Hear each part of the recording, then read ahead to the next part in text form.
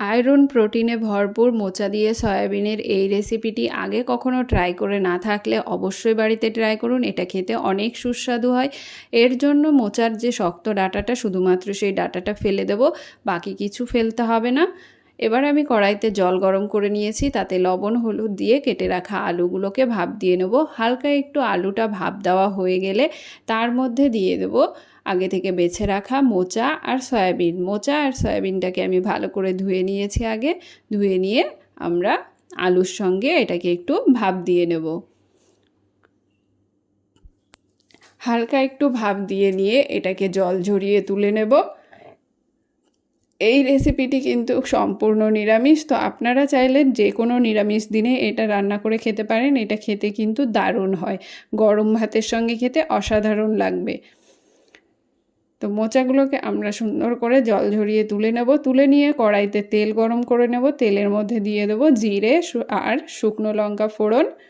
ফোড়নটা ফুটে উঠলে তার মধ্যে দিয়ে দেবো সামান্য একটু হিং আর দিয়ে দেবো আদা বাটা। হিং আর আদা বাটাকে একটু নেড়ে চেড়ে তার মধ্যে দিয়ে দেবো একটা কেটে রাখা টমেটো। টমেটোটা যখন হালকা একটু নরম হয়ে যাবে তখন তার মধ্যে দিয়ে দেব আমরা গুঁড়ো মশলাগুলো। এখানে আমি ব্যবহার করেছি জিরে, ধনে আর হলুদ গুঁড়ো আর লঙ্কার গুঁড়ো দিয়ে ভালো করে এটাকে মিক্স করে নেব। মিক্স করে নিয়ে তার মধ্যে স্বাদ মতো লবণ দিয়ে মশলাটাকে কষে নিতে হবে। মশলাটা যত ভালো কষা হবে রান্নার স্বাদ কিন্তু ততই ভালো হবে। তো মশলাটাকে ভালো করে কষিয়ে নিতে হবে। মশলাটা থেকে তেল ছেড়ে এলে তার মধ্যে দিয়ে দেবো আগে থেকে ভাপ দিয়ে রাখা সয়াবিনটা। সয়াবিনটার অবশ্যই জলটাকে সুন্দরভাবে চেপে বের করে নিতে হবে। নিয়ে সয়াবিনটাকে মশলার মধ্যে দিয়ে দিতে হবে। সয়াবিনটা দিয়ে মশলার সঙ্গে আবারও ভালো করে কষিয়ে নেব।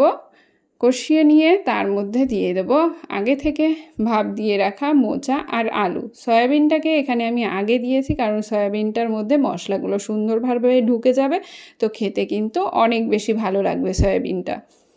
এবার আমরা মোচা আর আলুটাকে দিয়ে এটাকে ভালো করে কষিয়ে নেব। আবারও কিছুক্ষণ কষিয়ে নিয়ে তার মধ্যে আমরা দিয়ে দেবো জল। জল কিন্তু খুব বেশি ব্যবহার করব না, কারণ এই রান্নাটা কিন্তু গামাখা হবে, খুব বেশি ঝোল ঝোল কিন্তু হবে না।